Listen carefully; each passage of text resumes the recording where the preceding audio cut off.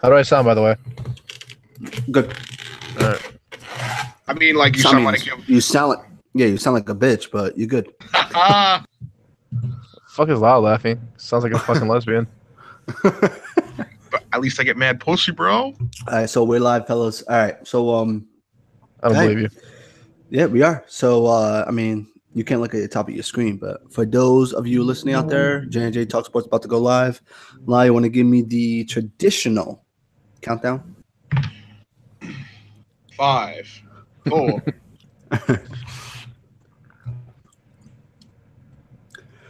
Welcome back to another episode JNJ Talk Sports podcast. You can follow our page on Instagram and Twitter at JNJTalksports. You can also email us at JNJTalksports@gmail.com with any questions, concerns, comments, or future topics you would like for us to discuss. I'm your host, Justin, quote-unquote, Skywalker Palizzi. You can follow me on Twitter at EZPalizzi_21. That's EZPOLIZZI_21. Joining me this week, like every other week, one of my two overly large size co-hosts, Lyle. How's it going, lady? It's going great. Again, my name is Lyle, quote unquote. I am your father of style.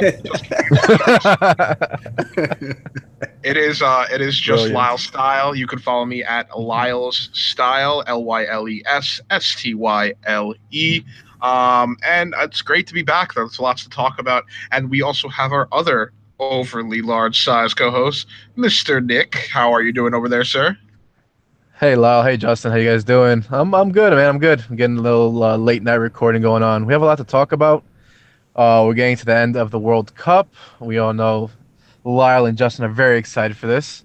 We're getting to my favorite part of sports, which is football and fantasy sports, of course. We'll touch into that. We're in a very nice, very prestigious league. We'll touch into that a little bit later. A lot of basketball news, a lot of key signings, updates. We're going to get you on that. And a lot of garbage. Yeah, a lot of stuff that Lyle does not want to discuss on this podcast, but we owe it to our viewers to properly update them. Right. And we have. Go ahead. No, I was just gonna say, and for those of you watching us on YouTube Live, excuse me eating. I had just gotten home about like a half hour ago, and I haven't eaten since like 12:30 today, so I'll be munching on the side. But yeah, but I'm ready to get into this worldwide news. What about you, fellas? Let's do it. Let's do it, buddy. And yeah, so speaking of eating, speaking of eating, coincidentally, if you were Joey Chestnut, aware, yeah, right. Joey so Chestnut. If you're from New York City, right, like, I mean, everybody watches this every year. It's like a 4th of July tradition in New York City to watch the Nathan's Coney Island competition for hot dogs eaten. And there's no other person better in the world in their sport than Joey Chestnut. This is I don't know. I don't know if you could consider this a sport. I don't know what you guys think, but I will one day participate in. But here's what I'll say: hot dogs. It requires training. It requires repetition. It requires tactics. It's a contact sport. It's very strategic. But you know what's funny? He was on ESPN radio, right? Like about the week before his competition, and he says he cleanses for 2 days at a time, and then does like as much as he can eat, and then cleanses for 2 days, eat as much as he can eat. Like what Joey Chestnut does. He's stretching out that stomach, right? So. You guys don't. So for those you don't know, we have like an outline set here. There's no information on this outline. Everybody keeps their own information on the side about what they're going to speak about. So both Lau and Nick don't know what the number is, right? Unless they Googled it or heard it somehow. Over under 71 and a half hot dogs. Lau, how many do you think he ate? Over. I bet you he ate exactly 74. I see. So Nick was one of the two that actually knew the number. So Joey Chestnut is 74 hot dogs. 74 hot dogs is ridiculous. Like That's a lot, I don't man. understand And how that's he even actually broke possible. his So own record. the coolest thing about that though is it was July 4th. According to several nutritionists, He did. he ate a total of 1,776 calories. Son. Damn. Wait, 1,776? Yeah, like 1776 Declaration of Independence. I think it was planned. I think, there's some tomfoolery going on with the Nathan's hot dog eating contest. I cannot confirm nor So, deny so whether or it's not rigged. Joey Chestnut's juiced. He's taking performance-enhancing drugs. This is Yep. not Yeah. normal. Yeah. So with the next piece of news here, Lai, you want to take this because I know you're itching to be talking about this. So we're going to go into some hockey free agency, and the biggest name on the block for hockey was Jonathan Tavares, former Islander.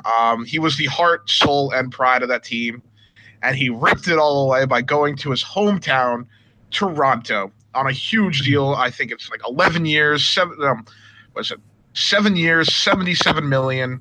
One of the best centers in the league, going to an up and coming team. One of the things that irks people about when players leave their hometown and show disloyalty, they never get a true explanation. John Tavares gave us a very detailed explanation of why Very he left. detailed. And honestly,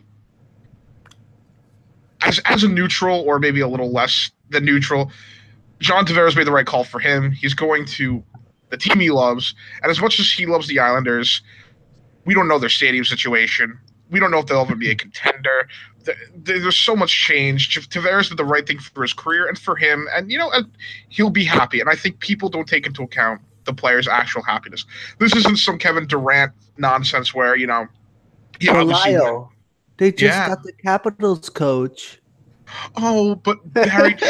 Oh no! Well, that's the thing. That's like the third, fourth coaching change in John Tavares' career. He's tired of it. He's joining a young team with, I believe, Austin Matthews. It's got some firepower. I know It's gonna. what the good thing is that he got the same guaranteed money he would have if he signed a 6-year contract, but he extended it an extra year. That way, the Toronto Maple Leafs have money to actually sign other players. Yeah, And and also the Islanders, very much like the New York Mets, are not knowledgeable to do in order to succeed in the league that they're in. Also, they have to re-sign Austin Matthews in a few years, so they need that money. They need that space. Yeah. So to irk Lyle's nerves even more, the next person I want to talk about is Shohei Ohtani. Right? It doesn't irk me. Being wrong doesn't irk me. He irks you because you called him a bust, because he didn't sign with our beloved New York Yankees. Well, and that irks me. Yeah. Here's the topic with Shohei, right? So he's come back from injury. Apparently, he was supposed to have Tommy John, but the Los Angeles Angels decided to bring him back and just to DH him. So now he's going to DH. He's going to DH for the rest of the year unless he feels like he can't. Lai, what do you feel about that? Do you think that's the right decision to do with him? Absolutely not. He's got a bum arm, which they might need him to pitch one day, and I think he hit a walk-off recently, and he has a bum leg. He's got an injury to, I think, his left leg right now, and he's still slapping around the park like it's his job, which again, right, he's a freak. But the Angels really need to look a little bit longer term. Really think about, where do I want Ohtani? Do I want him to be 2 years and then be on the hook for another 8 years, or do I want to rest him and get full Ohtani? I think they're making the wrong move, but Ohtani, again, yes, I don't mind being wrong, but he chose the wrong team, because the Yankees would never do this to him. The Yankees would treat him right. Yeah, so here's my issue with it. Like, you're bringing Ohtani back, right? For what? Because you're third. I'm sorry, I'll take that back. You're fourth in your division in the AL West, behind Houston, Seattle, and the Oakland A's. Why are you bringing him back? There's no need for that, because even if you become third in your division, you're still chasing a wild card spot between either the Yankees or the Red Sox, and then the other team in your division, Seattle. Let's say you do make the wild card. You're making it as the worst team in the playoffs. You're going to verse the Yankees or the Red Sox in that one-game elimination. You don't have an ace pitcher who's going to pitch that game for you. So what's the point of starting Ohtani in the DH position for the rest of the year when you're going to lose it for the 2 seasons after that? Let him get Tommy John. He'll miss the rest of this season. He'll miss the next season. And then you go from there. To me, it doesn't make any sense at all for them to be playing him. But that's just me. And Next player me, on this, and Nick, yeah, and everyone with common yeah, sense. yeah. So our next player on this list, I know Nick was a huge fan of his style of play on the field. Nick, you want to go ahead and take this segment? All right, we're gonna talk about the Cam Chancellor retirement. Um, he's only 30 years old, not as young as he used to be, but Still we all great. know he never really recovered from his previous injury. Um, the Seahawks coaching staff is saying that his neck hasn't recovered from his previous injury. He's never really gonna be able to play football again. And honestly, it's sad to see because his style of safety is just a dying breed. It's we don't really see safeties that hit like him anymore. The league is trying to basically negate players like him with all these players' safety rules, how they want you to hit, no targeting, no hitting defenseless receivers. Honestly, I love the way he plays football. I'm always about that hard nosed hitting style defense. Um, it was Yeah, always a pleasure to watch him. It was the Legion of Boom was just an amazing defense to watch. absolutely. It's sad to see him go. Yeah, Uh, and just to add into what you said, Nick, like that was awesome. And like Ryan Rucco, right? So Ryan Rucco is a ESPN analyst, I guess, talk show host for ESPN, and he also does some Yankee games on the radio as well as the Yes Network. Ryan Rucco said some amazing comments. So he was doing the Seahawks game last year, and he said that when you look at football players, when you look at Cam Chancellor, he looks like what you envision in a football player, right? Like it's crazy because like when you envision someone who's a football player, you envision the muscular body that he has with the black visor and the flashy cleats. And Cam Chancellor, he looked like a football player. Like compared to anybody else in the league, he looked like the number one football player. And I just want to make sure I got that out there because Cam Chancellor, I mean, to retire at the age of 30 as a safety who was the best in the game. I mean, the only other safety that was better in the game was his counterpart in Earl Thomas, right? I mean, you can argue it, but he was one of the best safeties in the game. So it's kind of sucks to see him go. But speaking of retired NFL players, we're gonna talk about the Hall of Fame real quick, just a bit. Terrell Owens, of course, is being a prima donna, and he Whoa, whoa, is whoa, he's listen, whoa, listen. I love whoa. To. I love To. He's my favorite receiver of all time. That has retired. If OBJ ever gets up to his level, he will be, on that pedestal. But right now it's To, and I love To, and he's being salty about not getting in last year, and rightfully so. He should have, right? To deserved to get into the Hall of Fame last year, but he decided not to attend the ceremony, Good. in Canton, and instead he is hosting the his Hall of Fame speech, his Hall of Fame acceptance at the University of Tennessee, which is over 620 miles away from Canton, Ohio.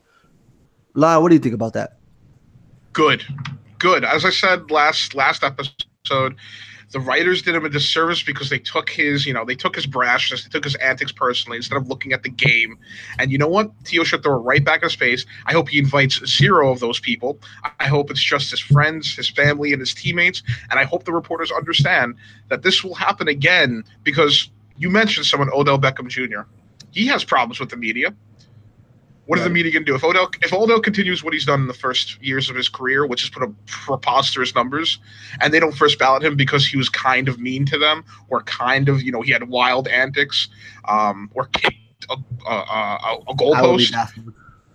Odell Beckham Jr. should do the same thing T.O. does. T.O. is giving the same respect to those writers they gave to him. And I'm glad he's going to have his friends and family with him and his teammates that he had, and he's going to talk about his career with the people that actually matter. yeah, Right. And so it's his day. It's remembering how well he played, what kind of player he was. Honestly, he can do whatever he wants, wherever he wants to celebrate it, or however he feels comfortable celebrating it, and stick it to him. yeah, Yeah, and T.O., by the way, feel free to invite us. That'd be cool. We'll be willing that'd be amazing. to That'd be broadcast that. amazing. So some other big name inductees for this year: Brian Dawkins, great safety, Lit. number 20 for the Philadelphia Eagles. Randy Moss, as we all know, who was in charge of the phrase "You got mossed," He never and burned bridges. and Ray Lewis, the most innocent man in all football. So Yeah, yeah. That's my favorite annual post, by the way. I'm not going to go further into it, but once a year I mention Ray Lewis because, like, oh, by the way, just a reminder, Ray Lewis did this. I'm not going to yeah, say what he did because He's it a might be church man. considered libel. But yeah, he's a church man. yeah. So we'll go ahead into the next update here, and that's the Wimbledon. For tennis, for those of you tennis players out there, those tennis rats out there. So the quarterfinals were played in the last 2 days. So we have our semifinal set. So we have Isner versus Nadal, America. and yes, and who's the only American here, and everybody else is from that other part of the country we don't like to mention. Versus the Communist. Joker and Kevin Anderson. So here's the upset, right? So Kevin Anderson took 3 out of 5 sets against Roger Federer, who actually won the first sets 6-2, 7-6. Kevin Anderson went on to win the next 3 sets 7-5, 6-4, 13-11. 13-11. That's about a 2-hour set right there. Looking at that, and it's crazy to just think that Federer is going down Wimbledon. You think of Wimbledon and you think of Federer and you think of Serena. So going on to the women's, Serena, of course, she wins her matchup 2-3. She lost the first set 6-3, won the next two 6-3, 6-4, and she's in the semifinals. Lyles, anything you want to say about this? I know you're hyped right now about Serena and thinking Yeah. that she's back. Well, there's two things I want to mention. Firstly, Roger Federer going down. It's not surprising a person of his age went down. It's surprising Roger Federer went down because the longevity of his career is preposterous. And Yes. also, every single man in the finals, in the semis, is over 30. For tennis, tennis is a young man's game, and this is what we're seeing. It's either these people are that good, or the youth of tennis is not where it needs to be. But I don't know enough about tennis to really delve into that. And then with the women's, no top 10 seed in the women's bracket is in the semifinal. The highest seed, I'm not sure even what the I think the highest seed's like 14 or 15, and Serena is ranked 25. But Serena is in the semifinals of Wimbledon, which, again, no one's surprised by that. She should be number one, but whatever. But again, no top 10 seeded women in the semifinal. It is pretty cray-cray. Yeah, and we'll close this off here. So we have some recent news in the boxing world. Triple G and Canelo have officially agreed to a fight. As we all know, that Triple G and Canelo didn't fight the first time around because Canelo failed a drug test. That fight is set to fight on 9/16, so September 16th in 2018. That's about 2 months away. We also have Joshua versus Wilder. Finally. Anthony Joshua versus Deontay Wilder, the two best heavyweight boxers in the world. As you all know, Anthony Joshua fights in England, and Deontay Wilder represents America. That fight is not set officially yet. The date is to be determined, but Wilder, according to my good source, Nick, just signed the contract, and the date is supposed to be announced soon. Before we get into the heavy topics, the New York Yankees, Lyle, they're concerning me a bit. We just lost 2 in a row to the Orioles. Boston has a 3.5 game lead on us. Sonny Gray did not pitch more than 4 innings combined in his last 2 starts. But then tonight, he comes in, he pitches against the Orioles on the road, 6 innings pitched, 4 hits allowed, no runs. Yankees win 7-0. Now, there's rumors going around that the Yankees are looking for a starting pitcher. But they're also looking into Machado, who plays shortstop for the Orioles. Before we get into Machado, do you think Sonny Gray's struggles and his away splits, like he pitches so well when he's away from the stadium than when he's at the stadium, do you think the Yankees should look into considering maybe picking up a starting pitcher in the trade deadline, or just ride the Sonny Gray wave out and see where it takes you? So the All-Star break is coming up. If I was the Yankees GM, I'd give Sonny Gray 2 more starts. after the All-Star break. If he performs, we don't go on an ace pitcher. You look for a solid, 3-4 guy, just in case. But if Sonny Gray tanks in those two starters, you sell the farm to get Syndergaard, to get DeGrom. You get one of them. The Mets will budge because they hate their fan base. So with that said, right? So the Sonny Gray issue pisses me off because he pitches so bad at home. Right? He pitches, I think it's 3 2/3 of an inning. His last two starts at home, he allowed about, I think, like a total of 8 runs, and he's been horrible. Then he comes on the road. He pitches this gem against the Orioles, and yes, I know it's the Orioles, but the Orioles have the Yankees number. They beat us obviously the last 2 games of the season, or the last 2 games this past week, and then on the season they actually have a lead against us on the series. So regardless of who it's against, Sonny Gray pitched a gem today. It pisses me off because this puts you in a worse situation I think before. Now you don't know if you need a starter. Right? Like now you don't know because Sonny Gray is going to be your role starter anyways in the playoffs. So if he pitches that well on the road, do you really need another one for the playoffs? It gets you really thinking. And then with the Machado situation, one or two things. One, he said clearly, quote unquote, I'm a shortstop, and he's not playing anything else. A-Rod was his favorite player growing up. A-Rod switched over to third base when he came to the Yankees. So what's going to stop Machado from doing that? I think he's all talk about the shortstop talk. And then you mentioned the DeGrom situation. If we were to trade for Machado, I think it would be amazing if we could try to trade for DeGrom, right? Throw Andujar over there to them. Give them Clinton Frazier. We don't need those two players to move on if we got a freaking starting pitcher like DeGrom, because you could have DeGrom for the next 3 years. But moving on here, we're going to go to our first topic here, and that is the hashtag SFB8, the Scott Fishbowl 8, in which JNJTalksports is representing in the Norm Peterson division. We had the 5th pick to start off. Nick and I didn't really debate this first pick. I kind of went on my own and went this way because I felt like it was the smarter thing to do and not get him involved because of the scoring format. And I knew he would be against it. But Nick, did you really hate the Saquon Barkley at the 105 pick overall in the draft so far? I mean, my philosophy has always been in fantasy football, because running backs are so hard to come by, or at least quality running backs. I usually or almost always go running back, first and second round. So given who was taken 1 to 4, taking Saquon Barkley, as much as I would not have wanted to, made sense, and it was a logical pick. He's going to be a workhorse for the Giants. They're going to run him to the ground. I wouldn't be surprised if he gets at least 20 attempts a game, or at least 20 touches a game. It's a PPR league. I'm sure he's going to be very involved in the pass game. I don't hate the pick. I like it. I'm not going to say I'm against it at all.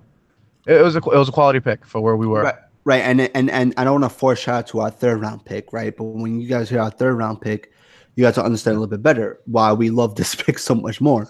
Now, remember the timing of when we took the pick, when we made the pick. Yeah, exactly. So the 106 right after us was Aaron Rodgers, and so this is a super flex league, meaning that you could start a second quarterback at the flex position, and the quarterback's touchdown passes are 6 points each. So Aaron Rodgers went 6. AB ended up going 7th, right? So I mean, he went 2 picks later than us, so it's not like we did something huge of a mistake. Our second pick, me and Nick came to an agreement. Let's get a quarterback, right? Let's get someone who's going to finish in the top 5, maybe even top 7 at worst, right? So we went and we took Russell Wilson, who we all know the Seahawks defense is going to be horrible. They'll be passing all game. Then we came to the 3rd round pick, right? At the 305. And this is when Lyle jumped in and said, let's get Josh Gordon. But did we get Josh Gordon? No, we didn't get Josh Gordon. Who did we get? Tell them. We got it. Who did we get? Shady McCoy. Yeah, so we agreed on Shady McCoy. We figured, hey, they're versing the Jets and the Dolphins twice a year.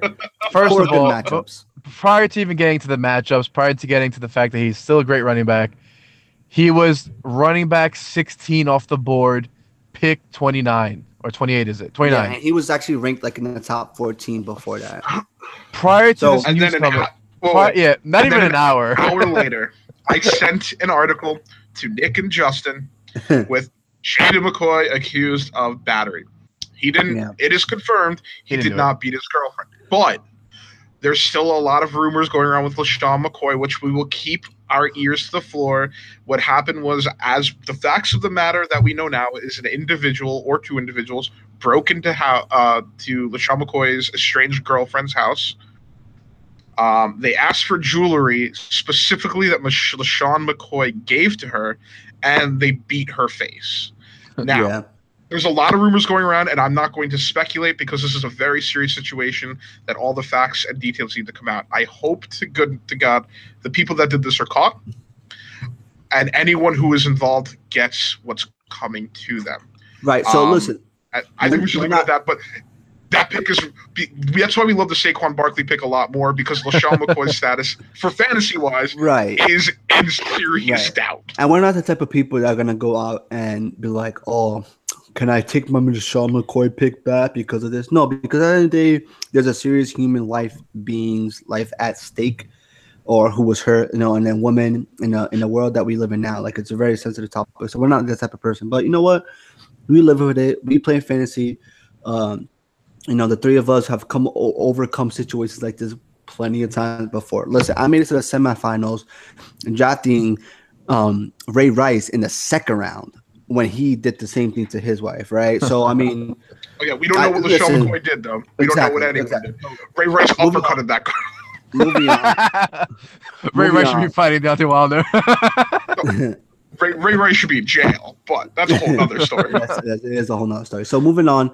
So me and Nick got into about like a 4-hour debate. We took very long for this pick in the 4th round.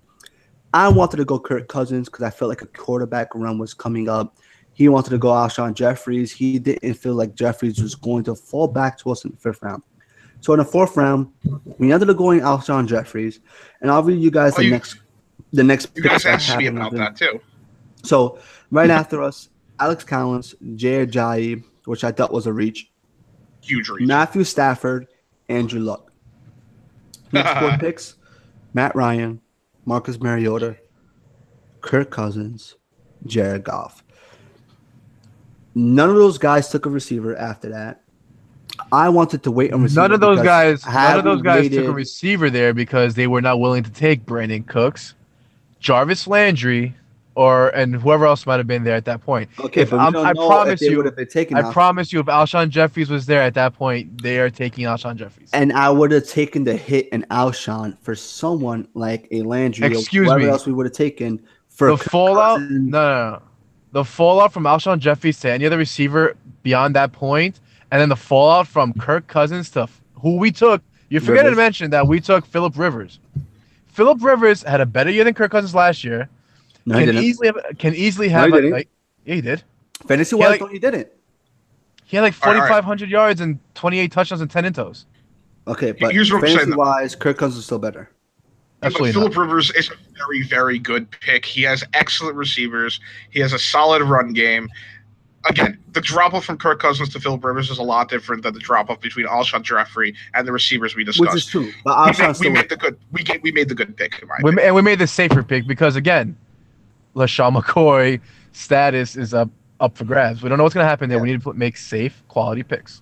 Yeah, so after that, in the 6th round, we went and go ahead and we took Demaryius Thomas over receivers like Jarvis Landry, who I felt comfortable doing that with. Brandon Cooks, who we don't know is – I mean, he could be a freaking monster next year, but the share load in the Rams offense is very indifferent. And then Amari Cooper, who I'm very high on next year, but you can't put your eggs in his basket again. Like, it's been too much. Wait, was Josh Gordon available?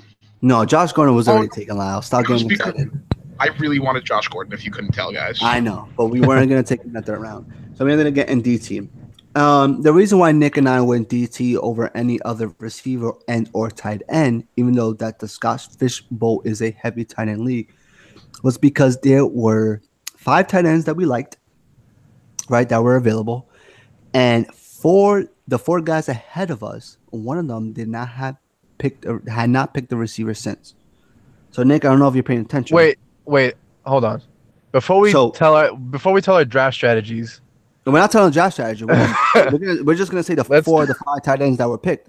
So in the first round, so the next picks after us at the Demaryius Thomas were Amari Cooper, Juju Smith-Schuster, Dion Lewis, which I'm disappointed in because I wanted him later, and Sony Oh, Michel. they picked the Juju Smith that early. Yeah. So to start the seventh round, Jimmy Interesting. Graham went, boom. Mark Ingram went, Ah, Jimmy Graham. boom. Mark Ingram's Greg went. Olson Okay. went. Greg Olson went, boom. Kyle Rudolph went. Now, I know me and Wait, Nick those was are the next disappointed picks 'cause we after were. us?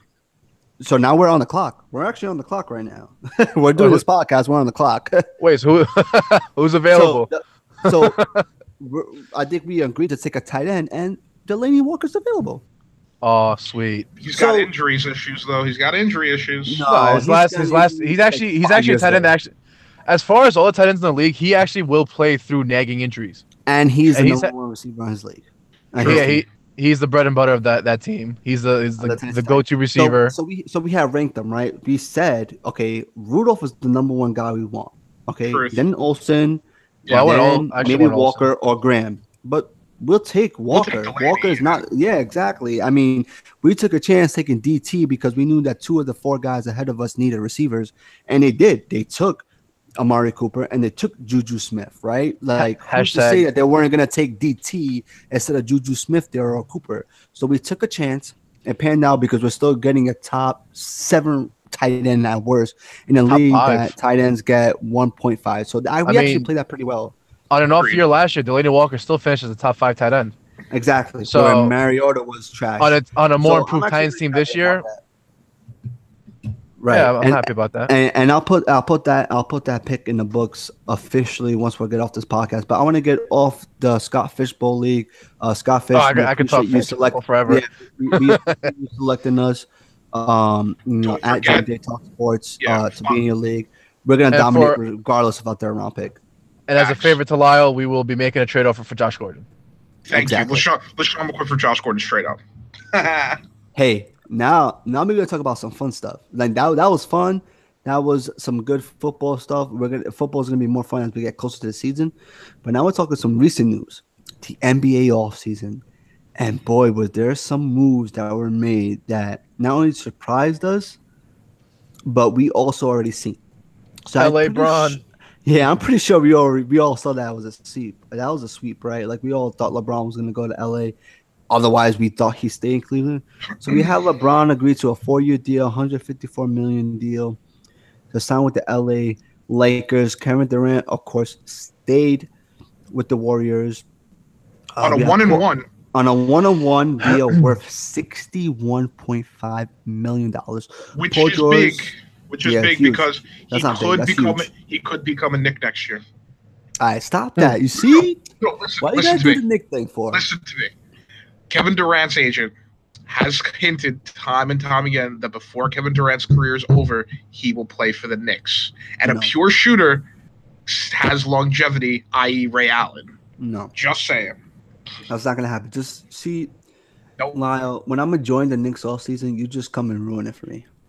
No, not this offseason, in the future Okay. offseasons. All right. Paul George, I think it's kind of surprising. Not surprising. Yeah, but, well, I Yeah, was it shocked. was I was wasn't that shocked. surprising. but 4 years though, he signed 4 years. He's actually. Oh yeah, all right, committed yeah, to that was surprising. The Yeah, longevity of it's the a- contract. it's Yeah. 4 years, Three- 137 million. It's a 3-year, one-year player option. Which a yeah, fourth-year player Nikola Jokic re-signed with the Nuggets. We saw that. Chris Paul re-signed with the Rockets. We saw that. Completely overpaid, but that's just me. DeAndre Jordan signs with the Mavericks. So a year after Chris Paul held him hostage, he's They signed with the locked team him that he out. was lead them in.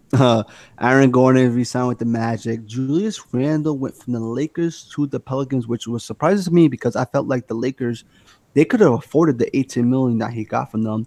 And I thought that would have been a really good option for LeBron for This scoring is- and defense. It's good for the Pelicans. They replaced It is very Boogie. good, yeah. They replaced Boogie with a manageable. So what happened with Boogie? Let's not talk about what happened with Boogie. No, tell me, Nick, because I The know, integri- I know The you're not- integrity you're of the not as NBA does not exist anymore. No, again. So I'm going to talk about the more in the Lyle Goes Wild after we finish the signups because I did some research into the NBA, and we'll get into that. I'll get So- into that. All right, so we'll save it. DeMarcus Cousins, if you don't already know, one, get underneath that rock you're living under, and two, He signed a 1-year deal worth He signed $5.3 million no, to the Golden State he signed a 2 month deal. Warriors.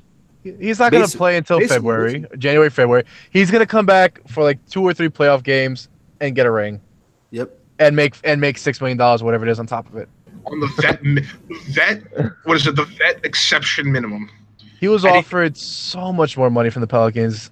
and he, It's and he called Durant a snake. Yo. So he actually went on record and said that no one was offering him a contract but the Pelicans, but that the Pelicans weren't willing to, I guess, offer him long-term money. So he felt like it wasn't a need to re-sign with them. No, and again, I kind of respect it because of not respect him going to the Warriors. I respect him taking whatever deal was offered to him, but you hear the stories that he apparently reached out to them to sign with them. So that kind of baffles me. well, the thing with DeMarcus Cousins is he has no loyalty to a team. He's only with the Pelicans for a year. It's not Durant's situation where they drafted him, they nurtured him. He was the city. But the thing is, when DeMarcus Cousins called out Durant for being ring chasing and all this jazz, interview when he did it too. yeah, and then he did the same thing. Like, DeMarcus, you owe Durant a personal and public apology for those comments, and Right. B, I hope you guys fist fight. I hope they get into a huge fight. I want to hear that during preseason. Yeah. So real quick here, what do you guys think about the Lakers adding Rajon Rondo, Lance Love it. Stevenson, and JaVale McGee to the Lakers squad that they currently have with the addition of LeBron James? Nick? I mean, I like the signings. My initial thought was when they signed Lance Stevenson, Rajon Rondo, JaVale McGee, and so on and so forth, that kind of implied that they would be trading for Kawhi, or like the trade would definitely be happening. Clearly, it's taking longer than we thought. But going forward, Rajon Rondo, great player. Granted, he's had a couple years of not being the most great Defensive teammate. minded. Well, not even defensive. I'm talking about as far as personality, character, his character. He's just been hard to play with. But last year, just went to show playoff Rondo. When he gets his head in the game, he's an absolute beast. Like, he was averaging like 13, 14 assists a game. Granted, his scoring isn't really there, but again, as a point guard, you need to be a facilitator, a great ball handler, and he's up there. Lance Stevenson, is going to be interesting to see him play with LeBron. We all know the history there. Yeah. JaVale McGee, I'm surprised he left. Again, he was on a championship team. He don't care. He probably just got more money from them. 2 rings. Does this really? Go on. Right. No, What about I you, think- Lai? What do you feel about those 3 signings? Again, the Lakers have a long-term vision. If you look at most of these signings, Kentavious Caldwell-Pope, All 1 year. 1 year. Rajon Rondo, 1 year. Lance Stevenson, 1 year. Basically, they're surrounding LeBron James with feisty bodyguards for a year until they can get they're going to have enough cap room to get another max player, even if they bring in Kawhi for next year. Which we'll see. Again, he's a free agent next year. They might have enough money to bring in 2 max players. Yeah. Now, So they're changing up. The Lakers are changing up because even if they don't get Kawhi this year, they have some other scoring options in Kyle Kuzma. They have some youth and heart, and they have tenacious defenders where the Cavs had no defenders whatsoever. They're building a team so that LeBron doesn't have to exert himself for an entire season for 40 minutes a game. This is a team that can go toe-to-toe with any team defensively except for, the Warriors, and give every team problems. It's going to be a different LeBron James than we're used to seeing, and I'm very excited for that. right, and you basically just took the words out of my mouth. So it's a very different team that we're used to seeing because LeBron is usually surrounded by people who can shoot the 3 ball and play And not do anything else. zero defense on the other side of the ball. So Now, let me ask you guys a question. Do you see this Lakers team getting past the Houston Rockets to get to the Warriors? right now, no, I don't, because I think if they're going to have. even if LeBron locks up James Harden, which we've seen LeBron get lazy on defense sometimes, who's stopping Chris Paul? Who is playing against that big man, Clint Capella, on the other side of the ball? And I just don't see them right. I think they're still missing an extra piece. And I know Lyle thinks it's going to be Kawhi, but Kawhi is already fed up the fact that LeBron went to the Lakers. Uh, I don't know if you heard that story, but he's already fed up with that, and he's already talking about wanting to go to the Clippers now because he wants to be the own man of his own team. So I whatever. think right now the Lakers are no more than like a 6 or maybe 7 seed right now in the West. So next year there's 8 huge free agents: Jimmy Butler, Kyrie Irving, Klay Yeah. Thompson. Like Yeah. No, Jimmy Butler and Kyrie are not going to the West. we'll see. But Well, here's Jimmy Butler's another not thing. staying. Here's another thing that we're not talking about, and I know I'm going to get beaten up for saying this. I think we're really underrating OKC and the fact that Andre Robinson is coming back to that team. Oh, The loss shut of Andre. up. Listen, the loss of Andre Robinson was a huge, Yeah, it was especially on the defensive side. Huge defensive, exactly. On the defensive side, a huge loss for OKC. The 4 of Steve Adams, Paul George, Andre Robinson, and Russell Westbrook can match up with any 4 in the league. And the 5th person honestly doesn't really matter. Melo. Well, gosh, The Rockets might get Melo though. That's the thing. that's fine. The The Rockets Rockets are get gonna Melo. Why would they do that to themselves? No, but No, back that's to, a good piece. back to OKC, I think people are really underrating them. They're underselling them because they had a little bit of a rough time last year. Another year under the belt, I think OKC will be in that top 4 discussion for the West. Just saying. You could put that to the bank. Well, yeah, take out Carmelo Anthony from the lineup because he honestly didn't deserve to be a starter last year. Throw somebody in there who can actually play some defense, be a little more consistent scoring.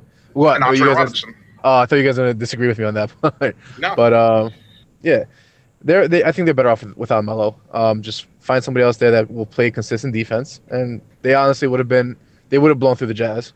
Honestly, Melo down the stretch and most of those games costed them those games. It was just tough to watch that game.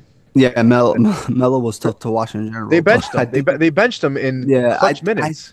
So apparently, there's a rumor going around that the Nets are willing to take Melo's contract and buy him out if the Rockets are willing to take Lynn and give them a draft pick. So I mean, it benefits the Nets because they have the money right now this year to eat it.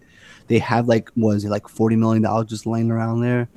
So they take on the $22 million for Melo, or $27 million, whatever it is. They buy him out. They get a draft pick from the Rockets. I'm sorry, from OKC.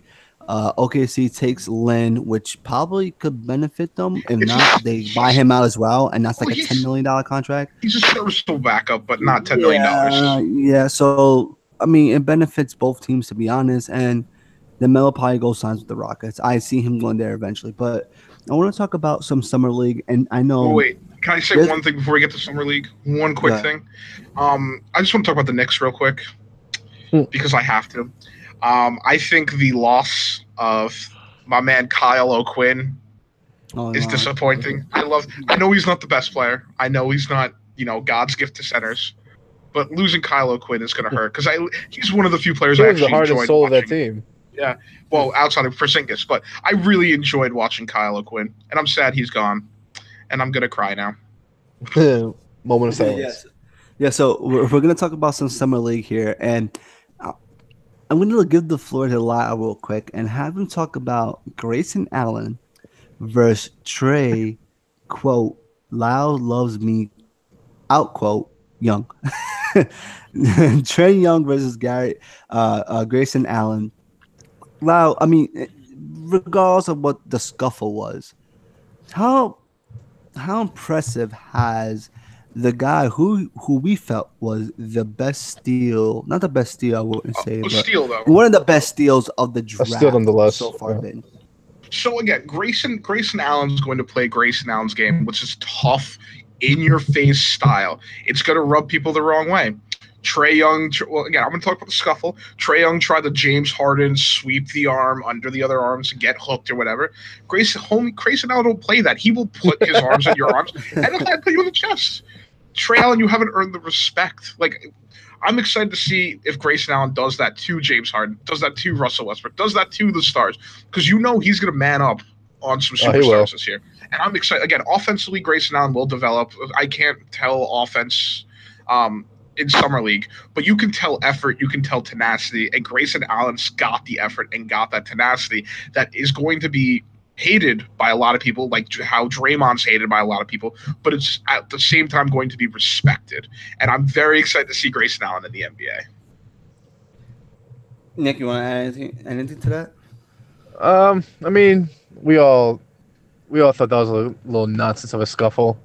Um, he It's tried to pretty get funny. cute. He tried to get cute with drawing the foul. Grayson Allen don't play that. We've all seen how Grayson Allen plays in Duke. He's not the most moral of players, but no, it's interesting to see. I like that he's gonna be playing with the point guard from the Jazz. Blanking out.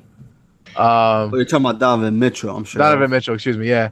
No, because No, yeah. they used to go at The it back point in the forward, ACC. point So forward. Yeah, no, yeah. so But it's nice to see. He gave him a little hug during the draft. Well, well, I mean, that's the I love thing. Grayson Allen. Yeah. That's the thing. As dirty as Grayson Allen, a lot of these players do a lot of dirty things, but they're professionals. They're not going to risk their careers over some fake beef, which is the NBA is so known for all these fake shoving matches and fake beef and fake tough guy antics. This isn't the NBA of Ron Artest. Draymond Green. Yeah, I mean, this isn't the NBA of Ron Artest where he's just going to throw haymakers at your fans. Right, and I know we're only 3 games through so far for the Summer League, but some Grayson Allen stats right here: 16.5 points, 6.5 rebounds, and 4 assists per game. And that's just what I'm seeing on NBA.com. It's not including what he's probably doing on the defensive side, including steals, maybe blocks, and maybe his efficiency as well. 'Cause I'm pretty sure his efficiency is pretty well. Um, I think But we're I so think right on this. he held Trey Young to like 1 of 11. So Trey Young's the Well, greatest yeah, thing since well, sliced yeah, bread. yeah, yeah. So, I love I Trey mean, Young. we're right, right? Like you liar, you do not like Trey Young. But I'm gonna talk about what New York City is raving about right now, and that is no other than the 18-year-old Kevin Knox, small forward out of Kentucky. Through 3 games, he is averaging 31 minutes, 23.3 points per game. He's shooting 39% from the field, which is concerning, but he is young, so that's fine, in my opinion. 7 rebounds per game, 2 assists, 1.3 steals, which is good. And he has 1 block through 3 games. La, how do you feel about the rookie so far, the 9th overall pick in the 2018 NBA draft?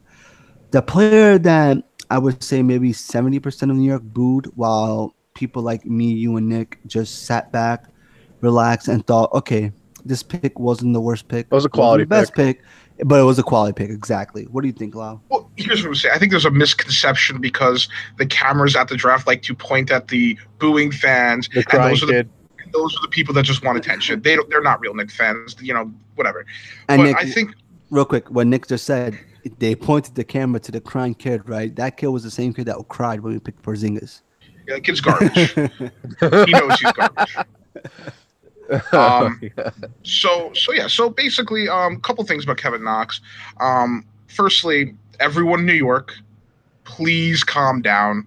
It's summer league. He's not the next Giannis, which I've heard so many comparisons because of his body type. Giannis, no. Yeah, because of his body type, everyone's like, "Oh, he looks like Giannis on that dunk." I'm like, everyone needs to calm down. It's summer league. He's shooting 39%. He still needs to get his feet under him, and he needs to body up against some of these big small forwards in the NBA. Let's calm down. This is good showing that he's showing offensive tenacity. Again, it's good that he knows how to create his own shot, which was a huge problem after Kristaps left. But let's calm down. Let's just enjoy the summer league and let's see how the regular season unfolds. And all the Knicks fans who booed, again, every player deserves 3 years before he's a bust, a true bust. So give him his years. And whoever booed you, garbage. Yeah, you straight trash. Go back to the dumpster fire that you spawned out of. So when when the Marcus Cousins signing happened, right? Both Lyle and I said, okay, well, we're not talking basketball anymore. And Nick was like, shut the F up, guys. We are talking about the basketball now because there's a lot to be talked about. So before I let Nick even butt in here about that part of it, as a Knicks fan, I feel like, okay, yes, the Warriors signed DeMarcus Cousins, right? But I feel like it's a perfect time for us to sit back, relax, and actually enjoy this rebuild. Because even if we would have brought LeBron James this year, like, were we gonna win anything? Even We if were we bring we were going to in win the Eastern Kyrie Conference Irving next championship. year, no, you can't say that because the Knicks are so bad. Frank Ntilikina looks like the old Frank Ntilikina from last year in the first 3 games in the summer league. I'm sorry, first 2 games. You know why? Because he got hurt the third game and he couldn't play because that's what he does. But sorry to bust your Three bubble, Lyle, but years, that's just what 3 years he for all does. rookies. 3 years. This Okay. is year 2. Yeah, tell that to Donovan No, Mitchell. Tell that to Ben Simmons. Tell that to Embiid. Tell it to LeBron. Tell them to the rookies that actually have panned out What year about James after Harden? What about year. James Harden? Didn't it take him a few years to get under his feet. No, What about Russell it took Westbrook? him a It took few. him. It took no. yeah, it It took him a took few years to be the Harden. It took freaking James Harden a MVP of few the years to league. get his own. Exactly. Thank you. Don't make that comparison, bro. Come But it I'm saying is for not everyone starts out as superstar. I'm as just saying it takes time for as he some. Tilakina's not as even a half a star. as Knicks. All right. Long and short. As Knicks fans. As Knicks fans, we can actually sit back, relax, enjoy this rebuild, aim for next year because there's no chance we're even going to make the playoffs this year. There's no chance that even KP steps on the court this year with the ACL injury. So I was saying in chat, listen, I get to enjoy it as a Knicks fan, the rebuild, right? I get to watch the Knicks suck every night. But to me, it's going to be enjoyable knowing that they're progressing and heading to the right Yep, direction. going through year And 10 of this being that the rebuild. Warriors are going to win the next 5 championships if they keep going the way that they're going. Nick, before we move on from the NBA, is there anything you want to add on here? Well, speaking of Kevin Knox, it's good to see. Well, the Knicks need this. The Knicks need a flashy player, who's going to come into his own. They didn't have that last year. They had Porzingis. We had Michael Beasley, the greatest player if this was 1988. Yeah, who was supposed to surpass Kevin Durant, True. but no, it's nice to see Kevin Knox. He's playing extremely well. I mean, his shooting percentage I didn't know was that low, but he's It's coming to fine. his own. It's the summer league. You're testing yourself. You're seeing what you can do. He's shooting the three ball. He's driving. He's being aggressive to the hoop. He's finishing well at the hoop. He's playing great, and the Knicks needs a player like that. They need a person who's willing to go out and score. That's something they've Yeah. been lacking for a long time, and who knows? Maybe Kevin Knox can spark up an offense under the new coach, David Fizdale. Maybe we'll see. You need to give Fizdale something to work with, and like Right. you said, it's a rebuild. And it's funny because so this is summer league, right? So we think of rookies and unrestricted free agents and non-drafted college players coming in and just trying to show out. Here's the leading scorers for the Summit League. John Collins, Atlanta power forward, second year. He's a basically second year player. 24 points per game. Josh Hart, point guard for the Lakers, second year in the league.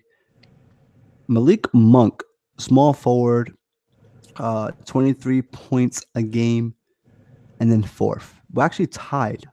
He's actually tied for second because both him, Josh Hart, and Malik Monk all average 23 points per game.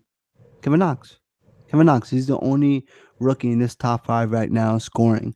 So to me, as a Knicks fan, I love to see that. I'm pretty hyped about that. But moving on here from the NBA, we're going to talk about the most talked about sport in the world right now, and that's soccer. Right, we got the World Cup going on. We have both semifinals that just proceeded. The last one was Cough. today.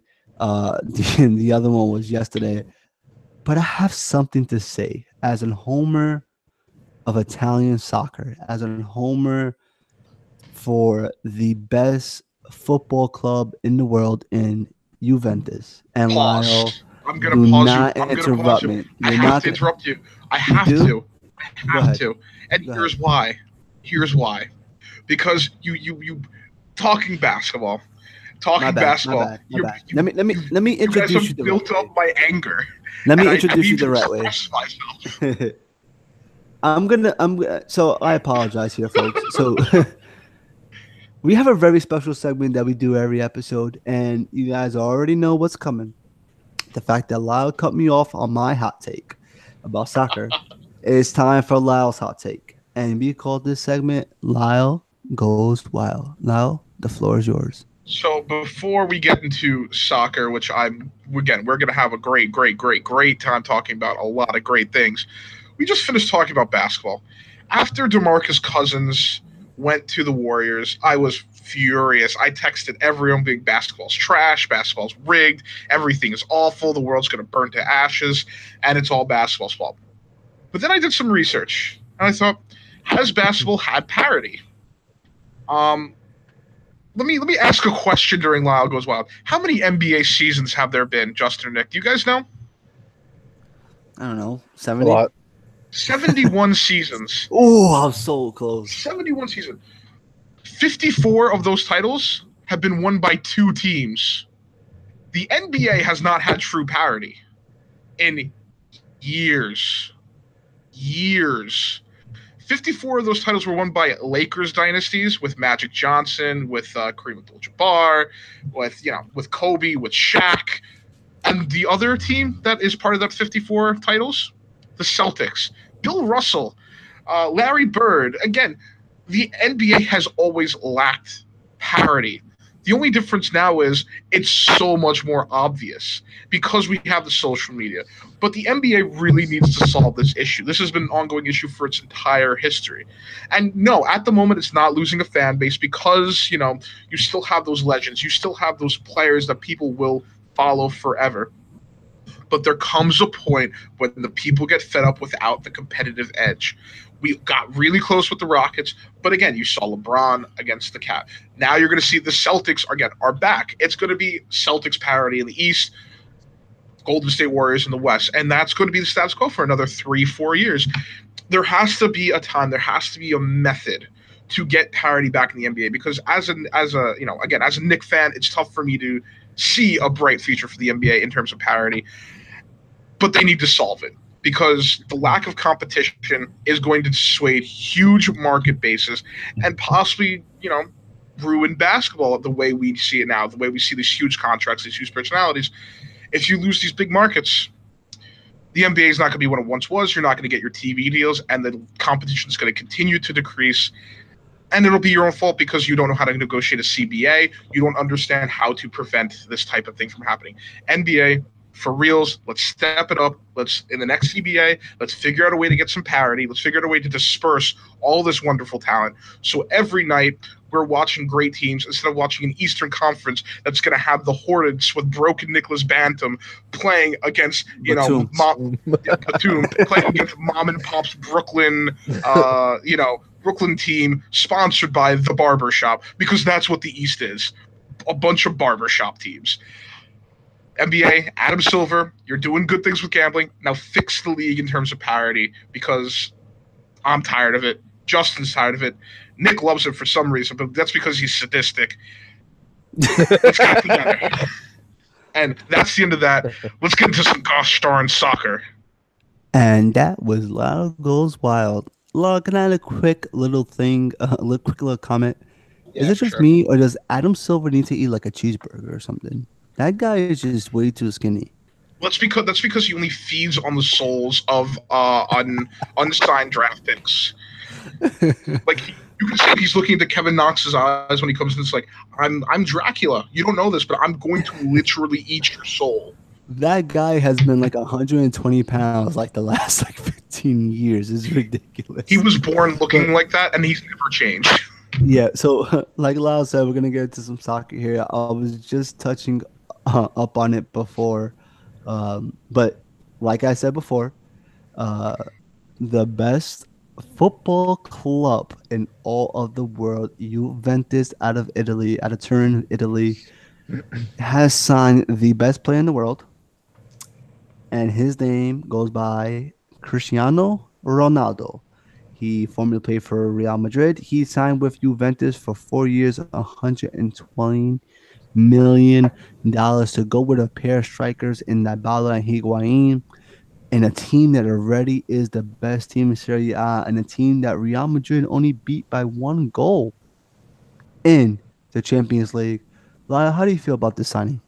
So, firstly, on that contract, that's $120 million net. Because of taxes, the gross is $60 million a year, and it is sickening. Do you know what, though? They've already made up for that in the fact that their valuation for the club went up over $204 million, and they probably sold more shirts than any other shirt has been sold in the past 2 weeks. So they've already paid for it. But for Juventus, this is a win now move because they're going to have to sell two of Higuain, Mandzukic, or Dybala. They're going to have to sell two. They just picked up Emery Khan. They have Pajak. They have Quadrado. Again, Juventus will be the cream of the crop in Serie A. This is a move to win the Champions League, which sucks because they just let the one man who deserved the Champions League go to PSG, and that is Gianluigi Buffon. Yep. And it's going to be really funny to watch Ronaldo continue to terrorize him. I feel bad for him, but it's going to be really, really funny. Yeah, Nick, you have anything to say about the Ronaldo signing to the best football club in the world? I mean, it's interesting to see him just playing for another club, doing damage elsewhere. I'm definitely gonna be watching a little bit more. I'm gonna be following. I'm gonna join the Ronaldo bandwagon like Lalo's on, but because we all know how much I'm Lalo an Arsenal fan. I just appreciate how good Ronaldo is. Wait, so that, I mean, Nick brings up a good point, Lyle. Would you be cheering for Juventus now?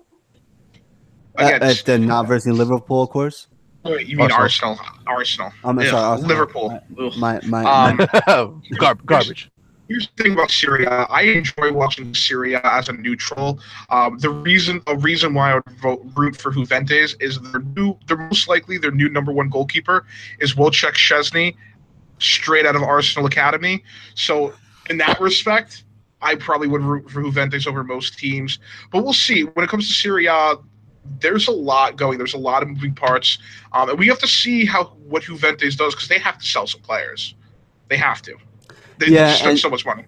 And I think and Lyle brought the rumor before that Arsenal was looking into Dybala, which would really disappoint me because I'm actually going to purchase a Dybala jersey now.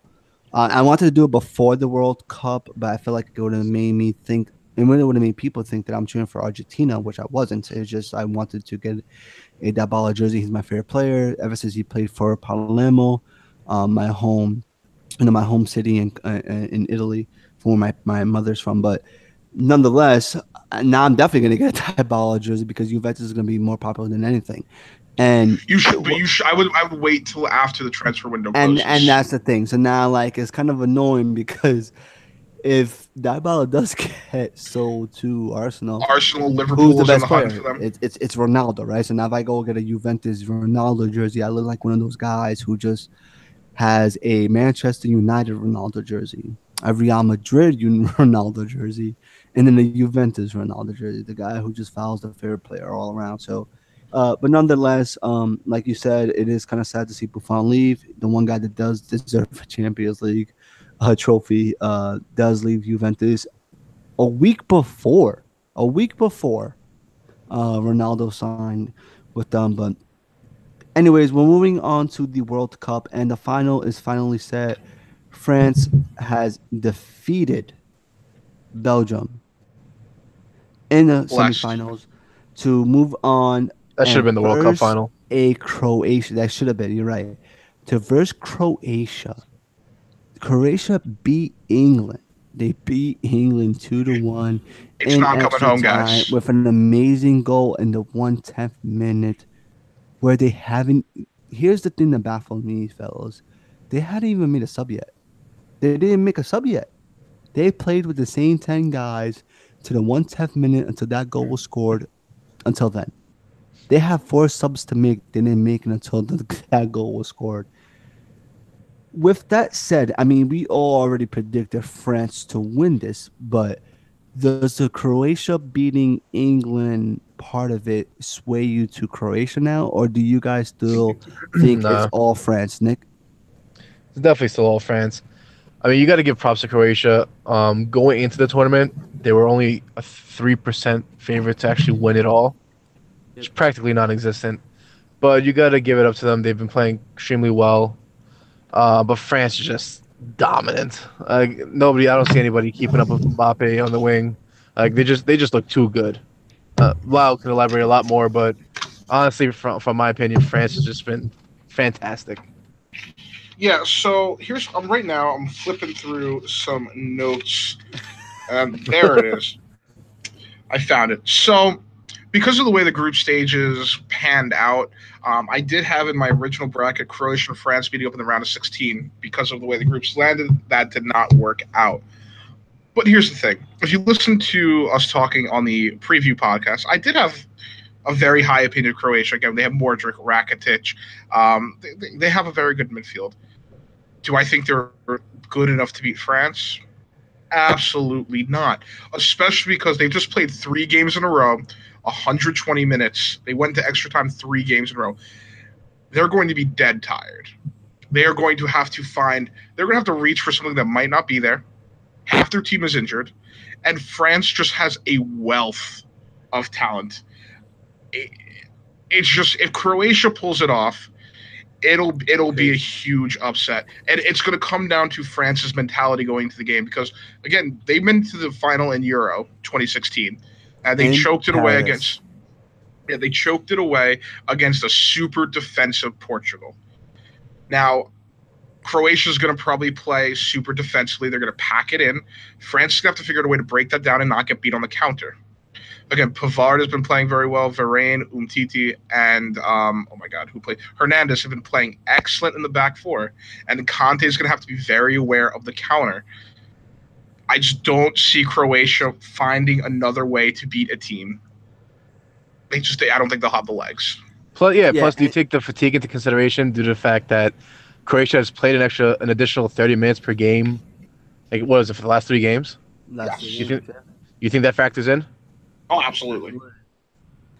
Because it's just, I don't know. It was just amazing to see how they were able to just be so aggressive, and how England died out today, and they were just constantly attacking. England, the first half, England should have sealed that game in the first half. Yes. Croatia couldn't do anything in the first half. Kane missed 2 goals, in which that should at least put them up 2-0. England pulled in England and choked. Yeah, they did what we expected. So I didn't expect them to choke when they scored that first goal. I mean, we all thought Trippier, that goal was amazing in the 5th minute of the game. And once you see that England scored that, you kind of figure that they will go on to win. But they didn't seal it. They didn't have the killer instinct, and that might be their youth, or there might be because they're England and they're garbage. Right. It's not coming home. It's not coming home. So let's end this pretty quickly here. So, biggest losers of the 2018 World Cup, and we're going to go with the players and teams as well. Lyle, I'll start off with you here first. Give me a player who was one of the bigger losers in the 2018 World Cup. I mean, okay, as you can see on this lovely outline, I do have a small list. I'm going to go into one of them in depth, but I'm going to read off the list. De Gea, terrible World Cup. Salah, garbage. Lewandowski, invisible. Ozil, political controversy, and disappeared. But the one player I want to talk about, the one player who has negatively impacted his image as a player and his standing as a soccer player, and that is Neymar. For all the antics, like, again, he had a decent World Cup. He put up some good stats. He did what he needed to. He wasn't the talisman he should have been, but it's the antics. It's the negative attention that he brought upon himself and his team, that he did himself a disservice to his brand and to his legacy during this World Cup. He's going to have to. That's part of it. He's going to have to do something. He's going to have to do something in club play to bring himself back to the stature he was. Because again, Coutinho was the best player on this Brazil team. Coutinho had the best World Cup in that Brazil team, and Neymar. Honestly, Neymar needs to step it up.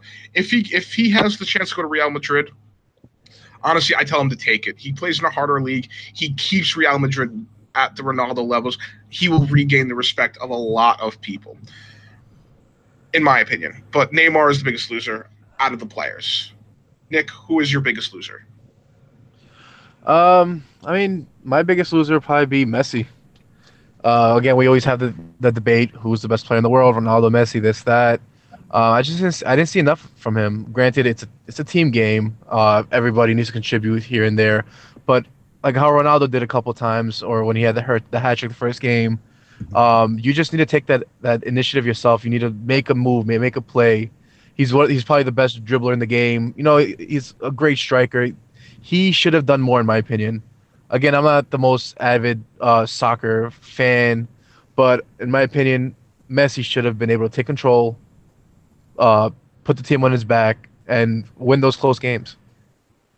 Yeah, and I agree with both of you gentlemen there. Neymar was definitely someone who surprised me, as well as Messi. What about teams here, Nick? You want to? We'll stick with you here. What about a team that disappointed? That was one of the biggest losers I in mean, 2018 World Cup. not just a disappointment to me. It shocked the world. The fact that Germany, who was probably the favorite to win the whole thing, didn't advance past the group stages was not, for a lack of a better word, disgraceful. Granted, they were missing a couple key players that they had in the last World Cup: Bastian Schweinsteiger, Philip Lahm, the defensive captain. They still had the talent, and they still should have advanced past the group stages practically effortlessly. And for them to have only won one game, which is by the thinnest line, the thinnest margin against Sweden when he made the free kick at the end of the game.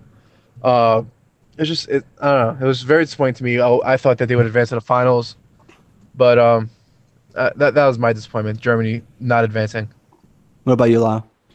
It's got to be Spain, and here's why. Spain, they looked, they had some ups and downs in the group stages, but they were gifted a The easier side. bracket, gifted. And what do?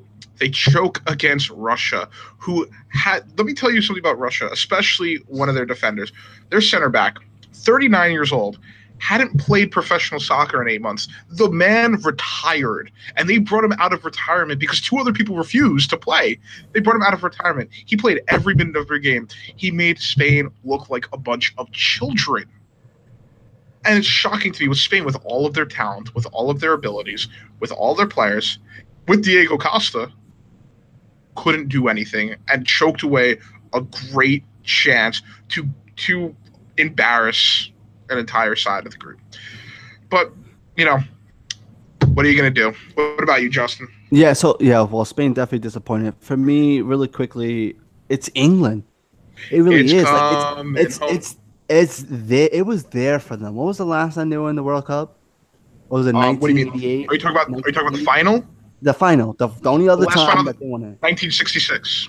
Okay, it's been so long for them that they finally had a chance to quote unquote bring it home, which is what what the Lions were preaching. 52 years of hurt.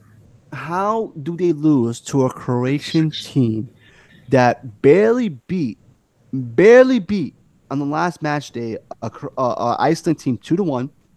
Then the first two matchups in the elimination stage in the groups in the knockout rounds, they beat Denmark 3-2 in penalties. Then 120 minutes. Russia 4-3 in penalties, and then you go to extra time against England, a squad that should have been up 2-0 by halftime. England, this was a catastrophic failure by you guys, and I don't care that you guys made it to the semifinals. I really don't. Because when you have a striker like Raheem Sterling, who hasn't scored for your nation, for your country, since 2014, that's a long time that you're lead striker. And he does a lot for the team. He extends the field. He did some amazing things today, actually, that put Croatia on the heels, but he's not scoring. Kane's not going to get any younger. He's just peaked right now. He's, I think, what, 25, 26 years old? That's what I have to say. This is one thing I will give England credit for. This is a very young squad. Harry Kane I think he will be 29 at the next World Cup. 29 to 30, yeah. At the next World Cup. Again, Dele Alli will be, I think, 26. And that's Rashford's 20. Lingard's 21. But This is going to be a team. Rashford and Lingard just started. It was his first game starting today, no? And Rashford didn't even play today. Oh, he played. I'm sorry. He came in extra time. He came in extra time. So, yeah, but what experience are they going to have if anything is be a repeat of last time? Well, John Stones is going to be 23. He's going to be back. Maguire's 22. When you're versing a squad like France in the future, this was their chance to make it to the finals, with a chance to try to win it. I thought that they were a failure because I thought that they were set up to win. You went to the lower bracket. They were a solid Colombia team without a James Rodriguez. in penalties. So you got lucky there, and you couldn't make it past Well, the Croatia, thing a they team that didn't they deserve to be what they were. I understand. Well, Croatia, they played they did what they needed to do, but England only disappointed because they got so far. If they lost earlier, I don't think people would be as disappointed because it's a young team, but because they got to where they were, they Yeah. should have won. They should So have closed it. so I'll keep it with you. Give me some bigger winners, some of the biggest Oh, winners in the World Cup. Real quickly though, a player that was one of the biggest winners of the World Cup. again, I'm going to rattle off a quick list and go into depth on one of them. Huge winners: Luka Modric of Croatia, Leroy Sané, who didn't come to the World Cup, huge winners, showing that he should have been chosen. Torreira from Uruguay, now current Arsenal player, showed off that he's a terrier. Golovin, huge World Cup, but the best player in this World Cup, out of every single player, the player who deserves the most valuable player in this World Cup, Eden Hazard, future Real Madrid player Eden Hazard. Sorry, Yeah. missed that prefix. Mm. Eden Hazard was the best player in this World Cup. He did everything. He made everyone look silly. He doesn't dive. He runs hard. He dribbles hard. As an Arsenal player, it hurts me for me to say this because we should have bought him. B, he's been killing us for years. He's the best player in this World Cup, hands down. He was right. Belgium were the better team that day, but France pulled out the win. France did what they needed to do to win. If Eden Hazard isn't in the top 3 of best players in this World Cup as voted by whoever votes on that, it would be a travesty. That's all I have to say on that. Nick, what about you? Is there a specific player in this World Cup that makes you feel like they're a winner now? Um, well, I would say every player on the Croatian team, just for the fact that they were the second smallest nation to have made it into the World Cup, and just to see how well they've been playing, how far they've come, how well they've been playing together. It's exciting always to see like the underdogs coming out on top. And although we all agree that France will win the World Cup, I will low key be rooting for Croatia just because I love a true underdog story. What about you, Yeah. Justin? So one thing, I'm gonna call you fraud. I'm gonna call you a fraud real quick, just because you predict France to win. So Oh, don't. So I'll go snap. ahead and say Well, that you want to see France. Croatia Well, win. no, France will win. France will win this game. I'm not saying they So, won't, but I so, will be rooting for Croatia. so a player for me is Kylian Mbappe, 90-year-old striker out of France, playing for PSG now. He has, I think, maybe what lie? You could correct me here if I'm wrong. 2 years left on his contract, so he'll be 21 or turning 21 years old when he is up for transfer or to sign with whatever team he wants. He is the future of Real Madrid. As good as Eden Hazard is, if they could get him and then add Mbappe, he's probably going to be the future of that team as a striker. He has come into this World Cup as the only player under the age of 20 to score 2 goals in a FIFA World Cup game, other than Pele, Pele. the one of the greatest, if not the greatest soccer player of all time out of Brazil. So A little I think overrated. he's a big. I mean, you could think whatever you want. I'm just at the end of the day. I mean, Mbappe. I think he's a huge winner as far Oh as yeah. specific player. And then a team real quick. I want to say there's a winner. And yeah, they lost in the quarterfinals. They lost at penalty kicks 4-3. But you gotta give them some credit. Russia. I think Russia was a big winner in the World Cup as a team. They're not even ranked in the top 50 in the FIFA World Cup, but they get the automatic bid because that it's in Russia. Yeah, And they were the worst ranked team this tournament.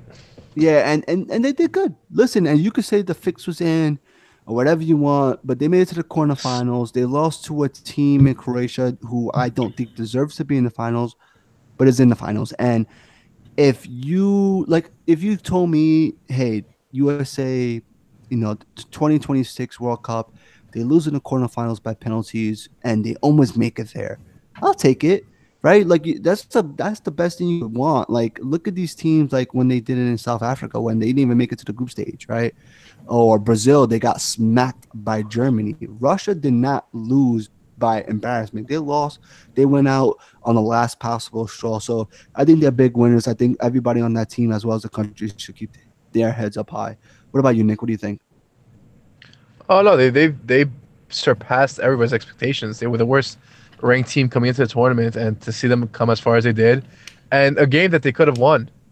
Yeah. Um, they definitely should be proud as a nation. Again, many teams don't win in their home when it's their home field. I think the last team that did it was it France? Was France the last team that won in their I own home turf? believe so. It was like 98. 98. Yeah, I think so. But again, great accomplishment. They played very well, and they have a lot to be proud of. What about you, Lau? You have a team in Yeah, which you think was a winner? they are the biggest winner, but at the same time, the biggest loser. And it's Belgium.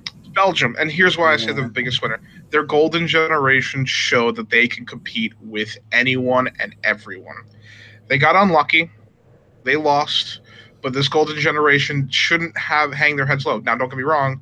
Hazard will be old. Lukaku will still be there, but Weitzel, Fellaini, Martinez, Vertonghen, Alderweireld might all be gone by the next World Cup, and their golden generation might slip away from them. And as someone who appreciates great soccer, that'll be sad because then you'll just have De Bruyne passing to Lukaku and a bunch of no names. Thorgan Hazard will probably be developed by then. Thorgan Hazard, God, don't get me into that. But basically, Belgium show that they are a upper echelon team, but unfortunately, their window might have closed. So yeah, Belgium wins but loses. All right.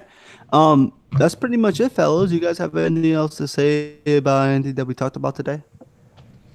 No, pretty good.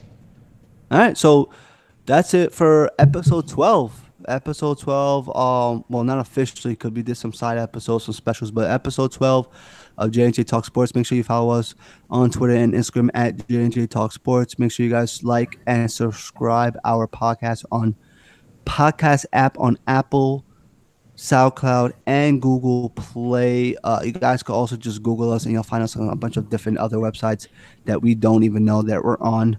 We're on a bunch of different other websites. Wait, what? We have some stickers. We have some T-shirts coming out. Yo, so hyped for the some t-shirts. next week. We'll have Nick post them up on IG so you guys can see them. They're legit. We have a white T-shirt and a black T-shirt. We got all different sizes. We'll be giving them out, as well as some jerseys soon. Just want you guys to all stay tuned on that. You can follow me on Twitter at easypalizzi_21. That's easy POLIZZI _21. I'll be giving us updates consecutively on the Scott Fishbowl 8 League draft picks. We're about to pick our 7th pick right now. I'm pretty sure me and Nick already decided on who it is. No, Lyle's not Josh Gordon. He won the 4th.